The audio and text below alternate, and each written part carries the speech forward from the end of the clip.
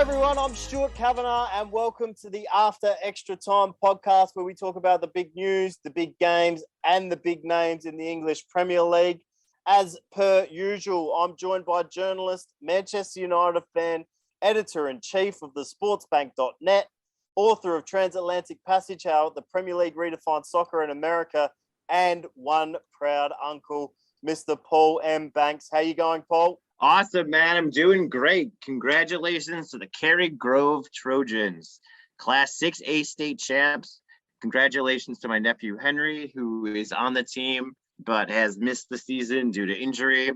And huge congrats to Sadie Young, my niece, freshman, yet still made varsity palms, varsity dance. Congrats, Varsity, and to all the different Cary Grove alums in my family. Massive day on Saturday. Congrats to the Cary Grove state champs, Sadie and Henry, Paul's niece and nephew.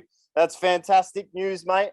What else have you got going on, mate? What's been happening this week? Well, this Saturday I did some Christmassy stuff, saw some Christmas lights and went to some kind of Christmas events. And it was funny that on Saturday night in the cab on the way back, the old Christmas standard, have yourself a merry little Christmas. You're familiar with the song, right? Absolutely, I am. Yes. Last year at this time, it was pretty big. Like, people were thinking about it again because there's a lot of similarities to what we're going through with the pandemic, as it was written during World War II. So the song kind of captured the spirit of, this is Christmas, and that, the line, we'll muddle through somehow, or maybe we'll be together if the fates allow, and all that. And, because 2020, so 2020 had, people were missing family members, and some family members were never coming back, just like in World War II. So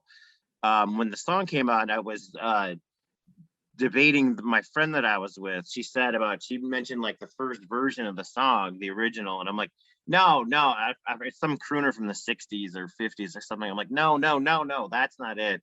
That's totally not it. She's like, what are you talking about? She was like, it was in the 1944 movie Meet Me in St. Louis, and Judy Garland sings it to a little kid, and the original version was kind of what I just said. It was like cautious optimism, was kind of somber, but before they even did the movie, the original version of the song was even darker.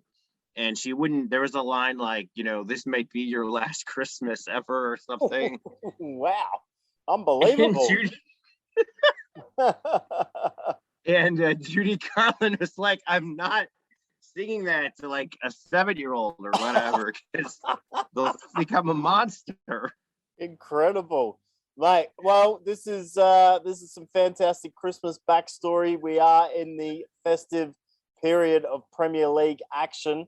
So then just wanted to say that so then in the 50s, Frank Sinatra took it, and he's like, hey, you dig pally, I need more jolly. Like, I got a jolly Christmas album. Hey, come on, I'm gonna make it more jolly it up here. So I got mad when I read these articles about that. I read these articles a year ago and learned about it, and I'm like, hey, why do you guys just leave it where it is? Like, instead of making it this sugary bubblegum pop song. And I'm sure the cab driver was like, what the hell is this guy doing? He's like doing a live podcast here in the back seat. I got to be honest with you, I didn't know Judy Garland and the movie thing. I only know it as a Frank Sinatra song, so that was news to me as well. Well, that's what you get on this show, man. We get edification for all our listeners about, and and for you, you've learned more about A Christmas Carol here, and that's fascinating. Yeah, have yourself a merry little Christmas. Have you got a link or something we could share in the episode notes, Paul?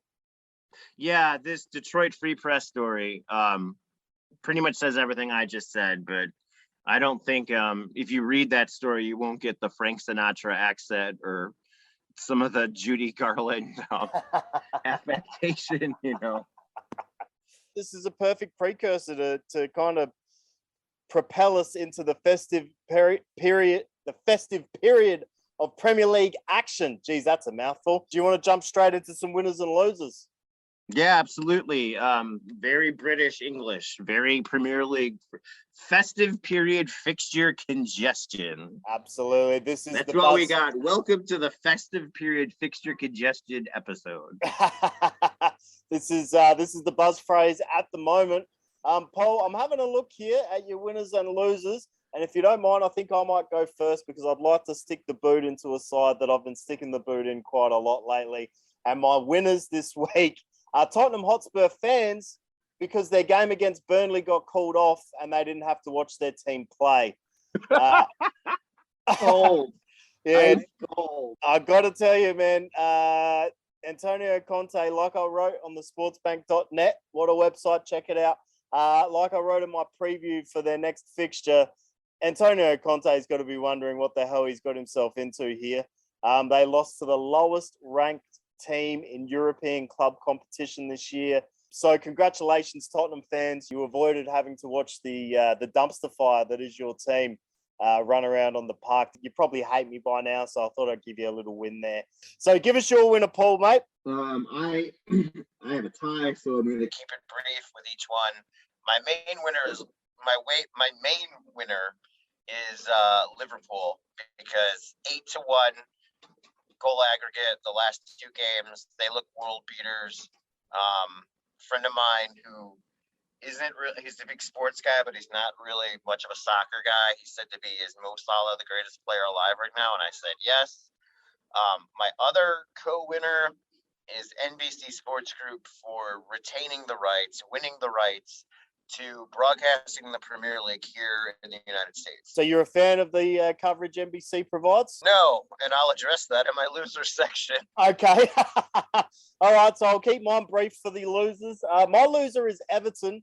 So things were looking positive for the Blues, the Toffees under Rafa in August. I think they got as high as 4th on the Premier League table.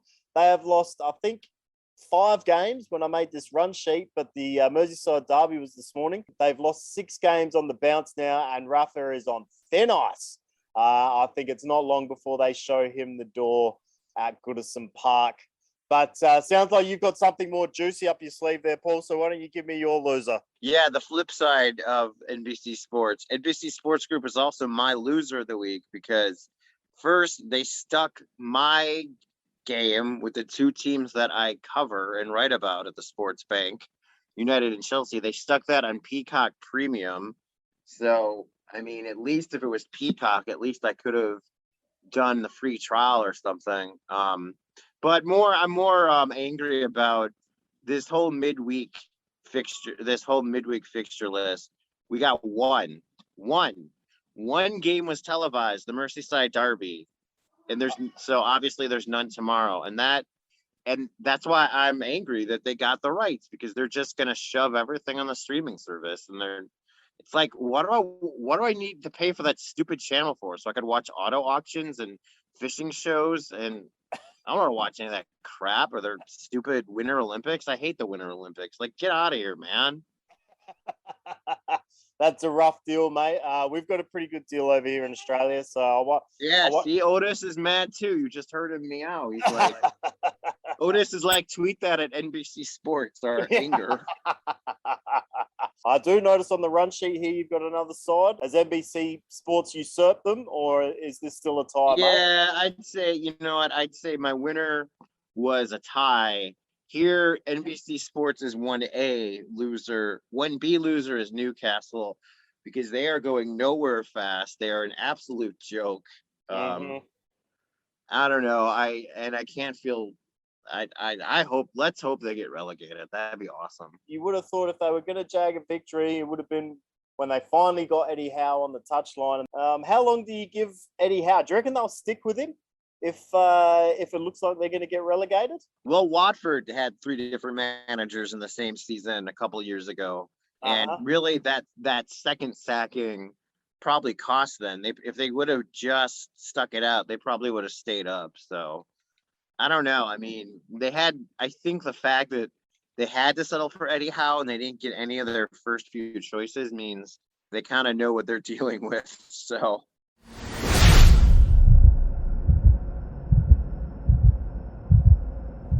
let's move on to the After Extra Time weekly awards section. It's my favourite section of this podcast. The clubs love it.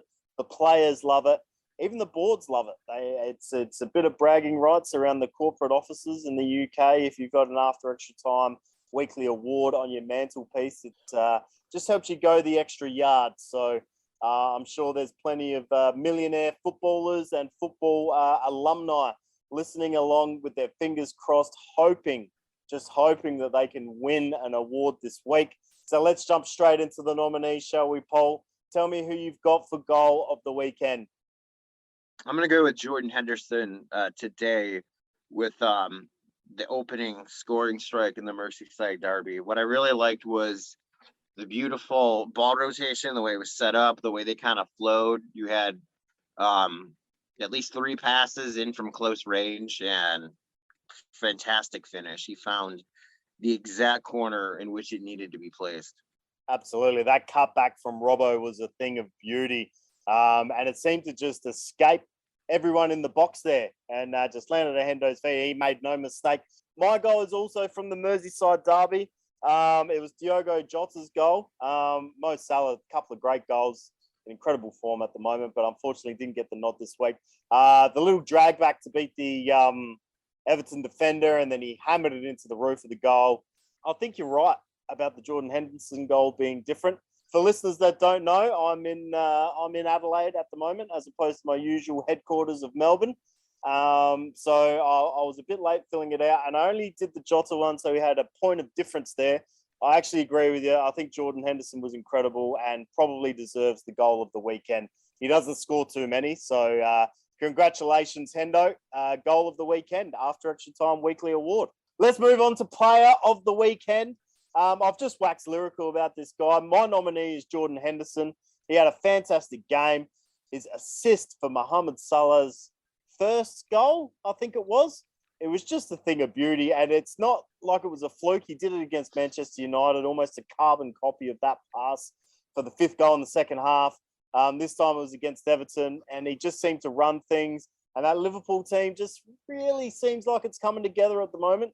So I've nominated Jordan Henderson.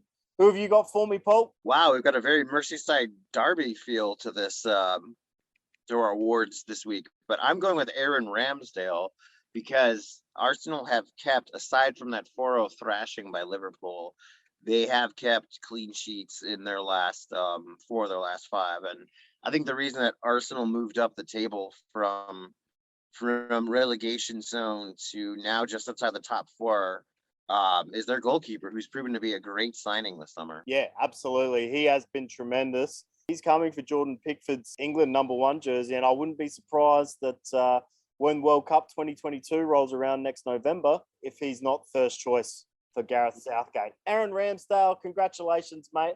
Player of the weekend, close to being signing of the season, wouldn't you say? Yeah, I would say so. Definitely for Arsenal and probably for anybody. I mean, I think you're right. I think he is going to be the England #1 before too long. Okay, Paul, let's round out the weekly awards with our match of the weekend award. Give us your one, mate. I'm going with the score draw at Stamford Bridge because that is how it should feel for United. I mean, they were close. They held the lead up until the 70th minute. And for what a joke they've been, losing to Watford, losing 5-0 to Liverpool in a match that could have been 7 or 8-0, just to keep on falling and falling. And you look at Michael Carrick and you say, okay, this is going to be your first, well, that wasn't his first, but his toughest. Well, anyone's toughest. Like Chelsea are the league leaders, so the tabletop is the best. So it stands to reason that your toughest match on the entire schedule would be road game against Chelsea, and to come away from that with a point was absolutely huge. So I've gone for Aston Villa Crystal Palace, but I feel like you've just talked me in the storyline because there's the whole Ronaldo thing that happened. The fact that United, their matches against the other title challenges. I mean, you mentioned the Liverpool game. I've mentioned that plenty because I love talking about it. But also there's the Manchester City game where Manchester City definitely took the foot off the gas a little bit and bossed Manchester United on their own turf. Just the fact that could have been a 4-0 easily. Yeah, absolutely. So for United to travel to London and pick up a point against the league leaders who have been just rampaging against everyone, yeah, that's just a fantastic performance. So congratulations, Chelsea and Manchester United, match of the weekend.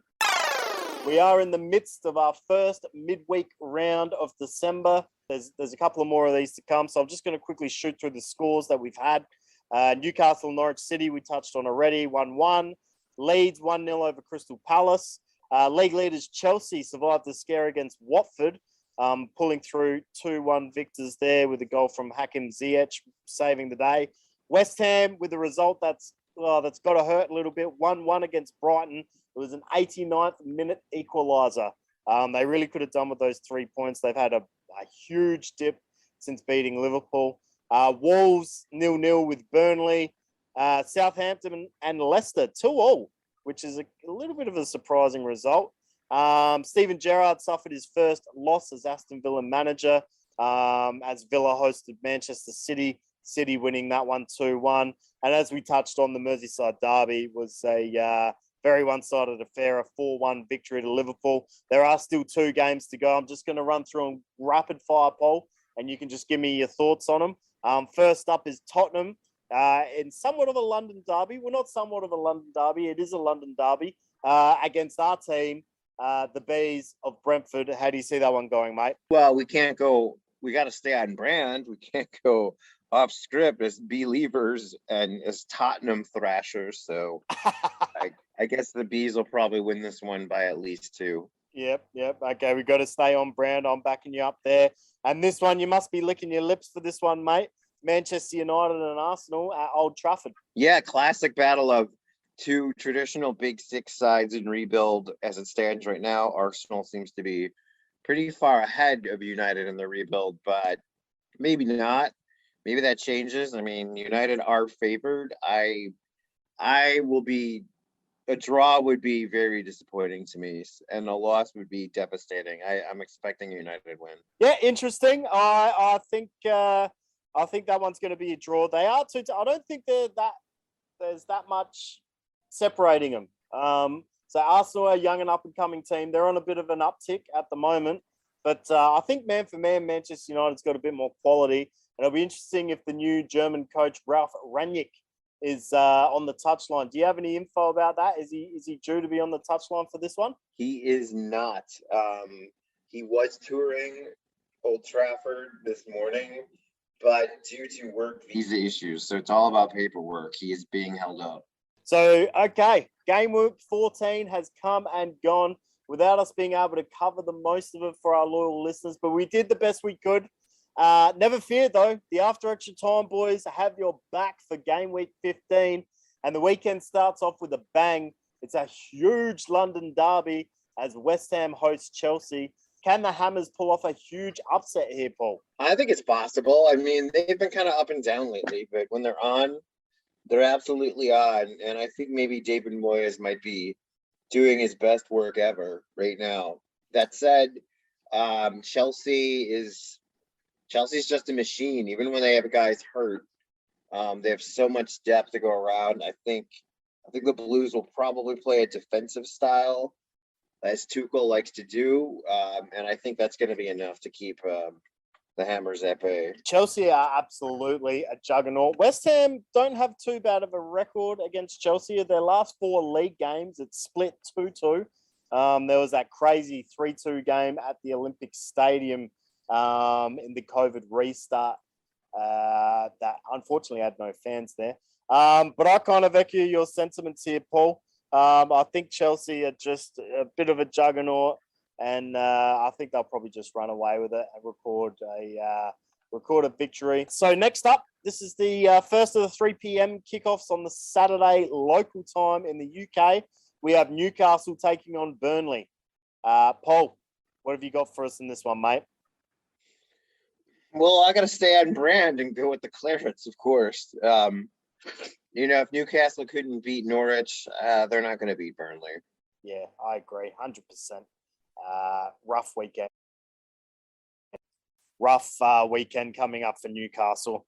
Next up at St. Mary's Stadium, we have the The Saints taking on the Seagulls. Southampton versus Brighton and Hove Albion. You know, I did see the 4-0 Liverpool thrashing of Southampton, and it made me think. You did say that the Saints were going to go down this year, and now I agree with you. And the 2-2 draw with Leicester doesn't change my mind about that. I think this is the end of the line for them. They flirted with the danger zone. They flirted with the drop zone quite a bit, and this year, and Brighton has been overachieving. Brighton has been better than expected. So I think this is a classic matchup of one club heading in one direction and the other heading in the opposite direction. I'm backing Brighton to at least pick up a point away from home at St. Mary's Stadium. If not a point, the whole 3 points. I'll eat my hat if Southampton pick up 3 points here. They are going down in a bad way, which is a shame because I really like Ralph Hasenhüttl. But that's another story for another day. The next game, the 3 p.m. kickoff, is Wolverhampton Wanderers at the Molineux taking on Liverpool. I can only see one winner here. Paul? Yeah, I'd be very surprised if the Wolves even keep it close. Like I said, I think we've pretty much established now that there is quality within 3 teams, and then there's a drop off to everybody else. And I wouldn't pick Wolves to keep up with any of those 3 teams. Liverpool by a big margin. Next game is the late kickoff at Vicarage Road. The Moosemen, Paul, against Manchester City. I'm picking a big win for the away side in this one too. Yeah, I think they had their luck. They outkicked their coverage and, punched above their weight class when they beat United, but they're not good. The Moosemen are not going to do it to City. And let's make Moosemen a thing if we can. No longer will they be known as Watford or the Hornets on After Extra Time. We will just only refer to them as the Moosemen. Next up, it's the Sunday 2 p.m. kickoff, and we've got 3 kickoffs on Sunday. They spread them out a little bit here. So the first up is Leeds against our boys, the Bees, Brentford. I think Brentford are good enough to get a point away from home here. Agree, Paul? Yeah, again, another matchup of one club heading up and another club heading down. Last year's newly promoted side versus this year's newly promoted side. I could see this going either way. I would not be surprised by any result anywhere, but I am predicting a Brentford winner. And we're just towing the right company lines in case this podcast takes off big, and we can slap an After Extra Time logo on their shirts at some time in the future. I'm changing. That'd be beautiful. That would be a beautiful thing, wouldn't it? I'm actually I agree with you. I'm gonna change one. I think Brentford will get the win there. Manchester United hosting Crystal Palace. Yeah, I think we can finally see what might happen when you get the new manager bounce. Well, we did see a win in Europe, and like I said, the draw with Chelsea is kind of like a moral victory. But let's see, let's unlock. I guess the main question is going to be the people who say Ronaldo can't play a high pressing style, because that is what Ralph Rangnick is going to do. So I guess we'll find out, and Palace will be the guinea pig. Ronaldo can't play the high press. I don't think he's going to be starting too many matches under Ralph Rangnick. I think he's at this age that he is now. I mean, he showed he's got goals in him. He shows he can be a game changer. And, despite his public appearance and persona or whatever, I think he's very much a team player. You don't get to where he is in the game without, being a team player. I don't think he'd have any problem with being an impact sub for 30 minutes a game. I mean, maybe I'm wrong, but I think that's the right way to use him going forward. I think they'll beat Crystal Palace. Okay, mate. Next up, Tottenham versus Norwich. I'm going to jump in here, Paul. Norwich will win this game. I'm backing you. Yeah, Tottenham are... Now, the question is how much of a shocker is that? Is it even shocking? Well, it might be a shock to Tottenham fans, but I'll tell you what, if I turn on the TV at halftime and Norwich are up 2-0, I will not be shocked at all. Let's move on to the next one. Aston Villa and Leicester City at Villa Park. How do you see that one going, mate? I'm going with Villa, definitely. I think Stevie G has got him going in the right direction, and that's been a reoccurring theme on the podcast for me. I've been disappointed in Leicester this year and what they have, and I think they'll disappoint again. Brendan Rodgers flew a bit too close to the sun and started reading his own headlines, and it's affecting the Leicester team on the park, perhaps. But I agree with you. I think Villa will win. The last game, Paul, is Everton against Arsenal at Goodison Park. How do you see this Everton-Arsenal game going, mate, at Goodison Park? I think that's an easy one to pick. It's just, Everton, champions of September every year, starting fast, and here they're a joke already, and it's not even Christmas. So I think Arsenal have what it takes to beat them pretty bad. Yeah, I think Arsenal will win. So I expect them to rack up their 7th loss in a row here, and it could be if Rafa doesn't get the sack after the Merseyside derby. I think a big win by Mikel Arteta at Goodison Park might see him get the sack after the Arsenal game. You think so, though? Like, do you think we know it's a ruthless business and everyone operates on a short leash, but the reason I'm a little bit, who's coming through that door? Honestly, I don't know who they could attract, and that could be the thing that keeps him in the job. I mean, you said you saw a little bit of the Merseyside derby. Liverpool went 2-up. Fans were leaving halfway through the first half. They're already upset that Rafa was taking the reins. They call him Agent Rafa. They reckon Liverpool have sent him in there to destroy the club, which is a ridiculous theory, but these are the things you find on the internet. I just feel like too many losses. I've heard worse. Haven't we all? I just think things can get real toxic real quick. If they're not toxic already, I'm not across it probably as well as I should be. But yeah, I just think it could be death knell. But it is a great point that you bring up. Who is coming through the door? I don't know. Paul, as always, mate, it has been an absolute pleasure. I love our little catch-ups weekly to talk about the Premier League, and I love that we're able to bring it to a larger audience so they can be involved with us. So why don't you let that larger audience know what you've got going on in the next week, mate? Let us know what's happening in the wide world of Mr. Paul M. Banks. Well, now we're doing some college basketball, which is going to be fun. College football season's over, well, for the most part, or at least locally. And in basketball season, I like to, it's great that I don't have to drive as much or go on long road trips. There's a lot of teams here in the city of Chicago. So I'll be at Loyola at DePaul on Saturday.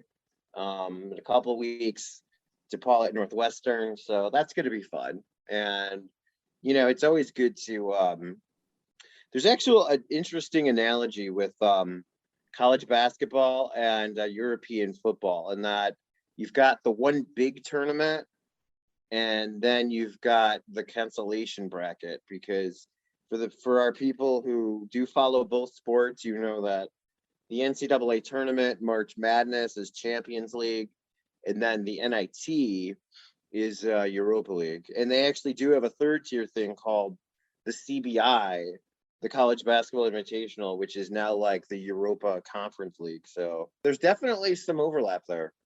Okay, and just quickly for the folks listening at home, for people that are into both sports, can you give us some tips for each who might win each of these leagues? The NCAA, NTI, and CBI. Is that what you said? Real Madrid is Duke, and then of course, if you think of along the lines of rivalries, then North Carolina would be Barcelona. Michigan has made the final a lot, but they don't win it very often. So they're Juventus, who's been runner-up a bunch of times. Enjoy your college hoops, mate. That's it for another episode of After Extra Time. Be sure to follow us at our Twitter account at @AfterET_podcast. Be sure to get all your latest football news at thesportsbank.net. And last but not least, show the third member of the pod some love by following @OtisGingerTabby on Instagram. Until next week, he's Paul M. Banks, I'm Stuart Kavanagh, and this has been After Extra Time.